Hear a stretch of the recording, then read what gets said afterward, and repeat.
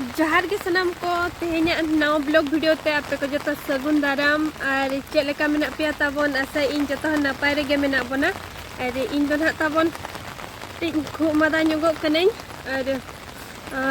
ओड़ा खुना दो बन रुआर हेजना बाजार ते और अबो हेज कातेन टटका के नोतेना पानी पागो बदल की आय जपुद आय होला खुना होला 20 तारीख होला तो गोटा दिन जपुद आकाय सेता खुना अयुब अयुब गोटा निदा और तेहेन हो नय जपुद गया ने दारे कन गयाबन पूरा तेहेन तो नासे कम न्यो आकाय ना इनका बाहर सन को दो नोका चातो मातेन हम ओडक दाड़िया गया और होला दो था पूरा न्यूरिया सख्तो ओना इदिते ना हरमो को कटिज खूब मादा ओय खराब ना खूब मादा को अर्जा ना और उनका दो अड़ी सख्तो के तहनो आदो तहन तो कटिज ना से ठीक धरा बुझाई एन और रान को तो होलारिंग अगुआ का होला इन रान को जम बड़ा कते ना से ठीक धरन बुझा की एन आदो तहन दन ओय दा होना से कम न्यो के आय का पूरा तुम्बा बड़ा कना दा को पूरा सान सुन गया चिली हो बनु को आदो ना से तहन दा कम गे न्यू रे तन आदो नय अबन चातम चातम ते बाहर से हिजु कने और नितो इन सेनो कने रान अगु इनका दो डॉक्टर रान दो होलारिंग अगु ले तहन ओना जम काते दो इनका ठीक दिन बुझा एन आदो नितो दो कटी देसी रान किधल बन जोमा और डॉक्टर रान जम हो ठीक गया दो और निका नासे नॉर्मल रुआ को लगिन तेमा इने पैरासिटामोल को एमो आको एनखान इने को ओना जम हो अड़ी बाय बेसा तो ओना तेना सख्तो रुआ जो दो हना डॉक्टर रान ते के बन बेस न्यो एना और नितो दो देसी रान बन जोमा लेया को ने पैरासिटामोल जम को बाय बेसा और का जुदी के पूरा बेस बाम बुझा एनखान मा जम हुयो गया से जहाना तेगे रुआ जुदीम बुझा खान मा रान को जम दरकार गया अदो नितो दो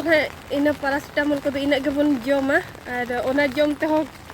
किडनी को अडी जोर इनफेक्ट हुयो कना ओना खातिर ना ओना को दो बन अवॉइड न्योगेट गया बन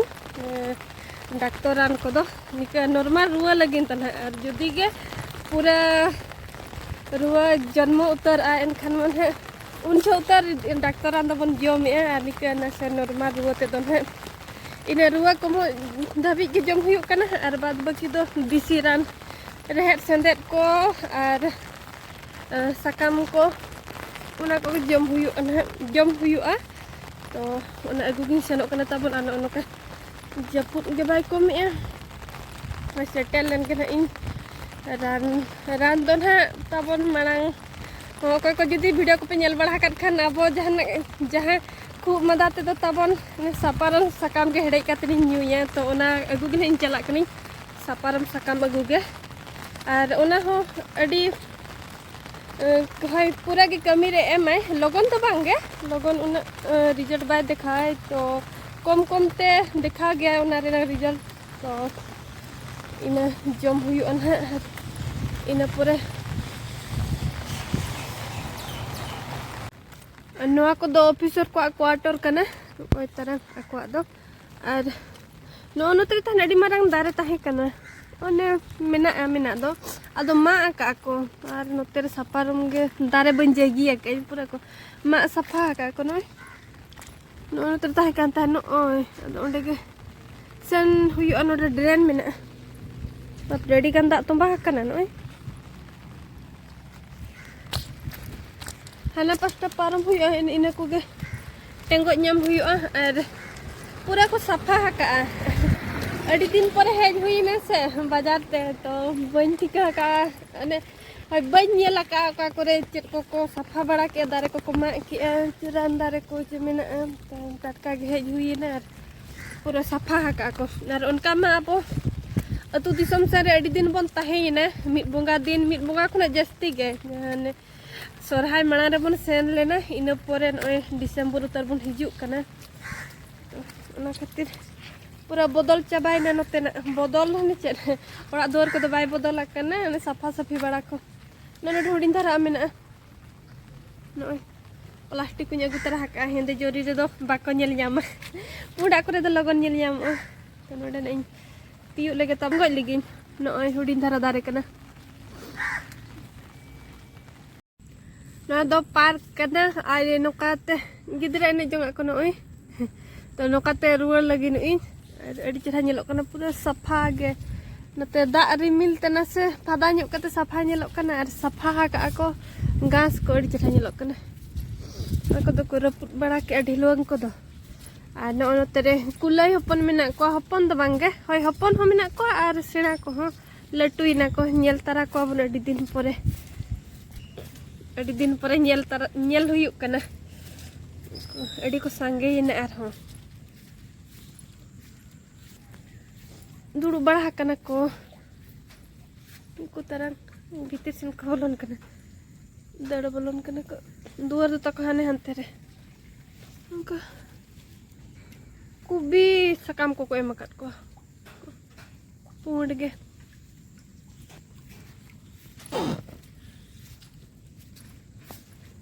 चभी अकाद को नेल तारा के को अड़ी को संगिया कना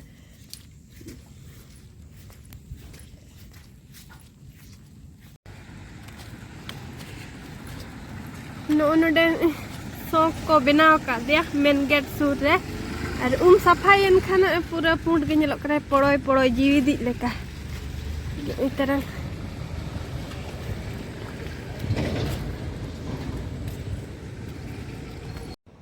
तेहेन दो ना तबन दोसर दिन कना और तेहेन दो फादा कियाय सेता सेता दो ना फादा के और बेड़ा कते दो ना न्यूराय से चले का बाय मेनगो कना तो रिमिल सितुम सितुम ᱧᱚᱜ ᱜᱮ ᱠᱟᱹᱴᱤᱡ रिमिल आकाय तो बेड़ा ᱧᱚᱜ कतन गे हिजु खाना तो सेता सेता दो नय फादा गे बुझाब कना और होला दो पूरा गोटा निदा न्यूर के आय दिन बेड़ा मा न्यूर के गे अयु हो न्यूर के आय और इना रान को जम बड़ा कतन ताबन तहेन दो पूरा फ्रेश के बुझाब कना ना और तायम तारा मार जुदी हिजु खाना बाय मेनोग और वो कथा मि नोडक गे ठीकेम बुझावा और हो मि नोडक तेगे हाना ना हसु गन मिया तो नोय तबन तहेन दो ना पूरा ठीक ठाक गियन और नासेना जेडर इन हेज अकने छातो चेतन जेडर न्युगइन कटिज आदो पूरा उनका जेडर केटे जो लेका तो बाय सितुम ए कले सितुम न्युग ए और हो रिमिल ते एसेट कने तबन तहेन दो ना ठीक गियन और इनका खूब माता बहु हसु कुमा निया नॉर्मल रुआ कना जतो दिन के ᱧᱟᱢᱚᱜ ᱤᱧ ᱢᱮᱱᱟ ᱧᱟᱢᱟ जतो दिन के ᱧᱟᱢᱟ पागो चेंज इदी खाना इनका खूब माता कुमा हुयु गया आदो ओना इदी ते ताबन ओना को लगिन ते माने दिसिरान को जम हुयु कना और निया नॉर्मल रुआ को लगिन दो दिसिरान के जम दरकार दिसिरान नय जहां सकाम को सपारम सकाम को न्यू बड़ा कतेन और ओना को न्यू बड़ा और उनका के अड़ी गान ताहे को चेरान को चों जे जहार बोन ने परका को आबन इन दो निया न्यू लेखा नो चाबा अतिन उनका तो इन हो ताबन सपारम न्यू लेखा निया रुआ को दो चाबा अतिन तो नय परका कने और आपे हो ताबन बिडा पे ओकोय को का कोन बिडा कान ओना मा जे जहारा पतिया ताबन तो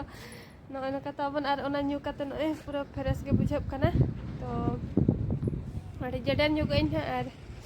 तेहना ब्लॉग वीडियो तो ताबन नोका के ताहे कना और चलेका पे बुझाव के कुसिया खान पे लाइक न्यो का पे और कोई को जुदी चैनल ताबन पे ना गया कुसीते सब्सक्राइब का पे तो नोडे के मुचर का कनइन और मुचर इन पेस्टा से खना जतो को के जोहार गे।